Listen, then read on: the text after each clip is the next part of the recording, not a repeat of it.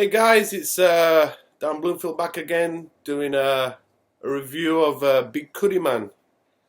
Basically, Big Cuddy Man is or has been a long-going anime series in Japan, and basically, a lot of my older Japanese friends can remember or reminisce when they used to buy Big Cuddy Man Choco biscuits.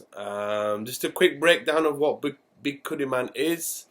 Yeah, it's basically an animation series. It was created by Toei Animation in October 1987. I'll put all like the kind of history in the description. But basically, Big Cuddy Man was like a snack, like a waffle chocolate peanut snack, and a lot of my older Japanese friends used to collect them. The series is kind of fucked up. It's kind of like many different kinds of like characters and creatures. In terms of like the illustration and the artwork, I think it's fucking brilliant. I really love like the simplicity of the designs of the characters, and yeah. So basically, you can buy these Big Cuddy Man Choco biscuits from a few konbinis in Japan, Family Mart or 7-Eleven, and they cost around 80 yen, and basically you'll open the package and you'll find a seal or a sticker. These stickers are very, very collectible.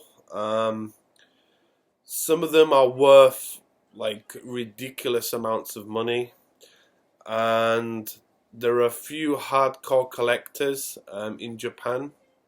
There's a few international collectors as well. But basically, I just started collecting them a few months ago, and I've built up quite a few.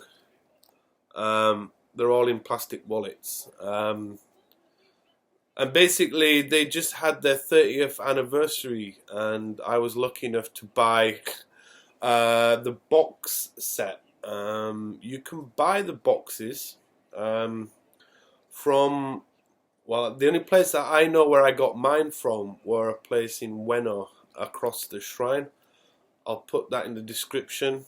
If you guys want to get a whole box set which contains 30 Big Cuddy Man Chocos with obviously 30 seals, I think it's better off you getting 30. Now I think I bought 60. I bought 2 boxes, and I bought individual packs, and basically it works out a little bit cheaper if you get the box set. I think the box set cost me around 2,400 yen, and it's basically, you know, as a collector of stickers, if you guys collect Tops or Garbage Pail Kids, it's basically luck of the draw. I haven't managed to get all of the cards, but I think I've got maybe 3/4 of them. And each box will maybe have a special edition sticker. They do have like a few mystery cards in there. Sorry about the quality in the background of the white balance is not so good on my camera. But anyway, yeah, these stickers actually I came across many years ago, and you'll find them in a few collectible toy stores, or for example like collectible shops in Japan. I'll put the links in the description. One store that is very good is Mandarake. They have a few stores in Tokyo. One store is at the Nakano Broadway in Nakano. The other store is in Akihabara, and they have another store in Shibuya, and you'll probably see them in the corner of the room, and some of them, the most expensive ones, are in glass cabinets. Like, that's how fucking exclusive and vintage they are. Some cards can fetch from, in terms of high auction price, you can pay up to 40,000 yen, 50,000 yen, 60,000 yen. I've even seen a card go on Yahoo auction for Junanaman, which is 170,000 yen, which is fucking crazy money. But if you want to get ones that are like very cheap, the singular ones, you can pick them up for like 100 yen. And again, I'll put the links in the description of where you can find these cards. Going through them, via the 30th edition, they have like some retro ones, if you can pick that up on cam. But the new 30th has some really, really good cards. Sorry, you can't see that very well, but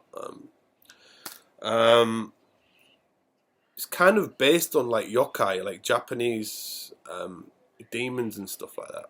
I'm not going to show all of them to you guys, but that was from the last edition. But yeah, this is really popular amongst like 30-year-old Japanese people, because obviously they kind of grew up with it. But just recently, Lotte, the maker of these cards, they did a special promotion at their fast foods joint, and I managed to pick one of them up, which came with like a special Big Kuriman milkshake. The milkshake was fucking horrible, but obviously I just wanted the card. So yeah, probably a lot of foreigners, a lot of gaijin do not know about this. It's kind of exclusive just to Japanese people. But yeah, anyway, I went to a flea market a few months ago, and I managed to pick up this fucking book, which is fucking dope. So it's upside down. It's like a Big Kuriman collector's book. This has a lot of the old retro cards in there. As you can see, there are shitloads of cards. You can get cards that are holograms as well. These are also like special edition cards, which you can pay a lot of money for. Big Kuriman have put these stickers in ice lollies and bubblegum packs. So I'm hoping that they come up with something new the next following weeks or months. Yeah, retro, man. Excellent designs. Just as you all know, if you collect like surprise cards, the feeling of like, oh, what's inside the pack is just amazing. Like, I really love it. I feel like I'm, well, a young boy again, really, because I used to collect a lot of like soccer cards, football cards, garbage pail kid cards, etc., etc. With this book, I got, and it's still inside, I got special Zeus stickers inside. It's like a special edition one there. So yeah. And I just recently picked up the 30th anniversary Big Kuriman book, which has really, this book is amazing. Like, I just love this book. It has all like the original sketches, like the original designs in the book. Also talks about how they designed them from sketch to like Photoshop. As you can see, look, some rough sketches of the characters.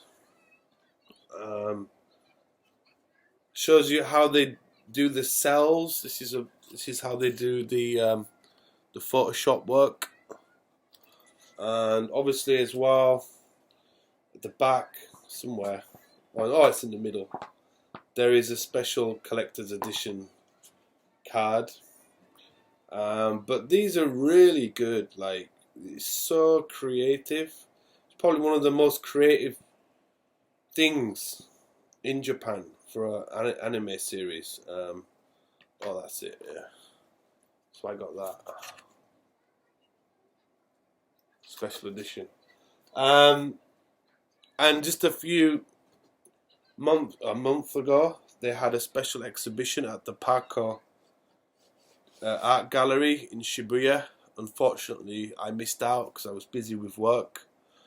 But yeah, a lot of hardcore collectors went there, and it obviously had all the artwork from this book that was displayed in the gallery. So yeah, I'll give you guys some links to the websites, give you guys some good places on where to get these. There are a few Japanese guys on the internet that are doing unboxing reviews of Big Curry Man. So you can also find a lot of information there. So yeah, thanks for checking this out, you know what I mean? So I hope I can get a few of you guys to collect them, and hopefully we can do some swapping. I'll put the link in the description about the history of Big Curry Man, because there's a lot more related to this. They actually played schoolyard games with these way back when. But yeah, so that's the Big Curry Man review. If you have any questions, please feel free to send me a message. Peace. Hi guys, part 2, movie review. Very well unknown Japanese movies. This movie in the background, I managed to pick up many years ago on DVD. The movie's called Zaipang. Obviously, it's going to be backwards maybe on the video, but check this movie out. This movie basically is about, it's basically a samurai fest. And Zaipang actually means gold in Japanese. It's a very old kind of Japanese word for gold. And it basically, these guys meet up and they go on this mad journey, and there's a bounty hunter after them. And it's kind of like Monkey really, but 10 billion times better. There's a lot of like crazy stuff in the movie. And my wife actually knows one of the guys in the movie, the main guy. He's quite an old guy now, actually. Masahiro Takashima. It's Japanese dialogue, English subtitles, obviously. But it's just awesome. If you're into them kind of movies where it's like old fantasy Japan, like Genji on the PlayStation. It's just swordplay, man. It's swordplay, it's mad shit, flying crap. Again, I'll put the link in the description. But I don't know how you can get hold of this film. This was made or produced by Pagan Films company in England. But I don't know, if you guys can Google it, find it on Amazon or something. It's a definite must-watch movie. It's not one of them movies that you can find easily. But I had many good times watching this. So yeah, I hope you guys can check out this movie, Zaipang or Zipang. Awesome. Check it out. Hey guys, part 3, manga review. This is a very sad story. In fact, it kind of brought me to tears kind of reading it. The manga is called Barefoot Gen, a cartoon story of Hiroshima. Illustrated, written by Keiji Nakazawa. This book is intense. I was fortunate to visit Hiroshima a few years ago. I went to the dome, one of the only surviving buildings of the atomic bomb. There's also the War Imperial Museum, which has a lot of sad stuff in there. Pictures of when the atomic bomb hit Hiroshima. Has pictures of like, well, survivors, people who were dead, people who got fried. It's a really, really good place to see if you want to learn a little bit more about what happened on that sad, eventful day. Going back to the manga, this manga was written by a guy, I think, who he survived it. I think he was a young boy. And basically he talks about his experience. And this is book 1. It's all in English.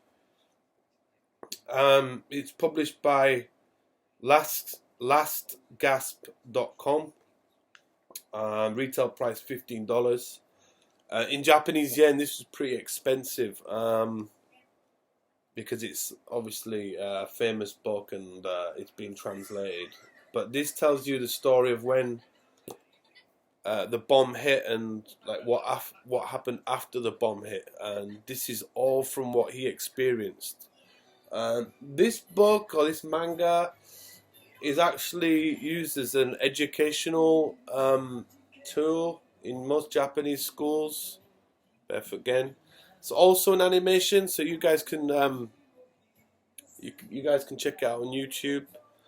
But yeah, it's definitely worth the read. I think there are about 5 books in the series. I only got book 1 and 2. Book 1 is like the best, I think. Book 2 is cool. Book 3 and 4 is kind of like what happened after the bomb. About the struggles about getting food and like how they had to move to Tokyo from Hiroshima. But it's definitely worth a read. In fact, it's probably one of the best mangas to get if you want to learn a little bit more about what happened in Japan. I'm not sure. Maybe you guys can get, if you search, you can get like the full movie. But this is good enough. There are, I think, 9 parts to this on YouTube. But yeah, very, very sad story. So you better get a box of tissues ready. Anyway, that's the end of the manga review.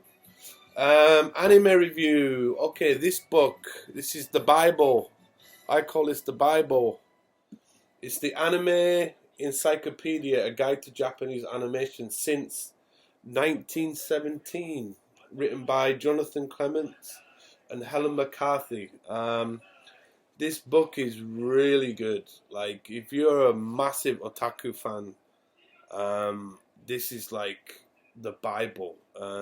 Has a lot of information about anime, like who directed it, who illustrated it, blah blah blah blah blah. A lot of information. And in fact, I have two versions of this book. So if anyone wants to buy one from me, inbox me and I'll give you a good price on it. But obviously you guys can check out eBay or Amazon. We'll probably have a copy on there as well. But yeah, it's quite thick, and just to give you the breakdown of what's in this book. Over 2,000 titles described and reviewed. From Little Known James to Astro Boy, Princess Mononoke, Akira, Giant Robo, Pokemon, and Sailor Moon. So if you guys are into that, it's good. Key creative directors, writers, animators, composers, studios, titles in English and Japanese, parental advisories, fully indexed and cross-referenced, 100 plus illustrations, and it says here this is recommended for the newcomer anime fan and the hardcore otaku. Really, really good book. It's just a guide to, like, I would say 97% of anime. It's really hardcore. So I hope you guys can pick that book up. Again, if you guys want a copy, I am selling one. Just inbox me and then I'll try and sort you out. Anyway, thanks for that guide. Moving on.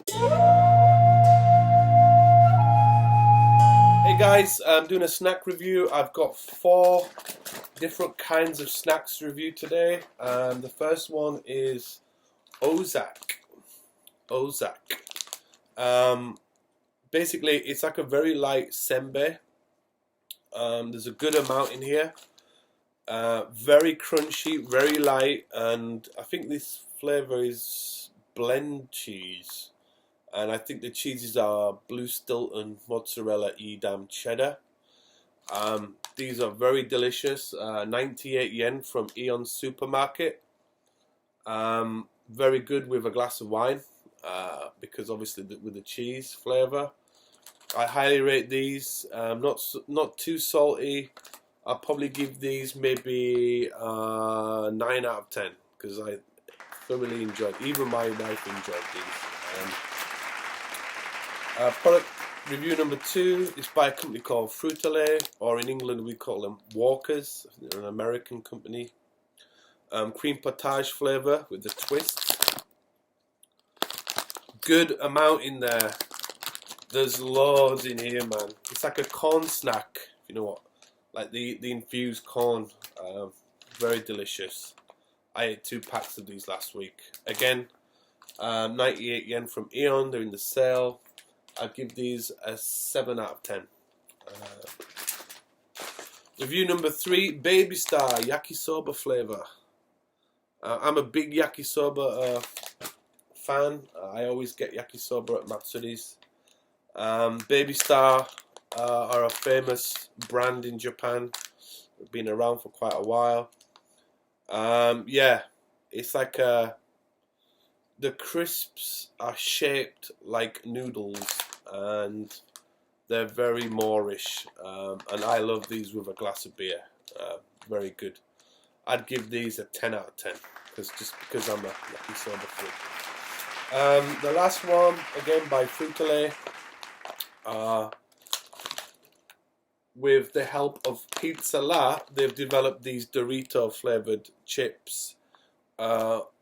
Monterey flavor, very very cheesy, very like smoky kind of taste.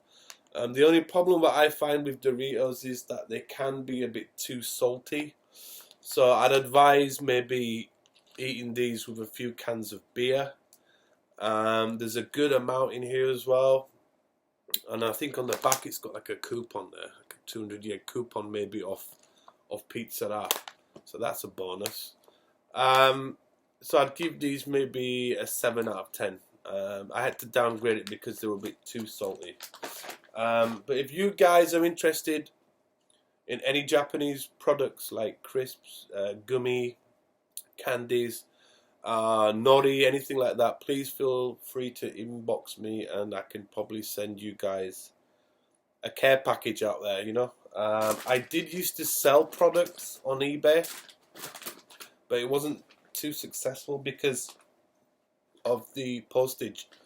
So I don't want to make a profit out of this, but obviously I have to cover my costs on the postage, and postage in Japan is a nightmare.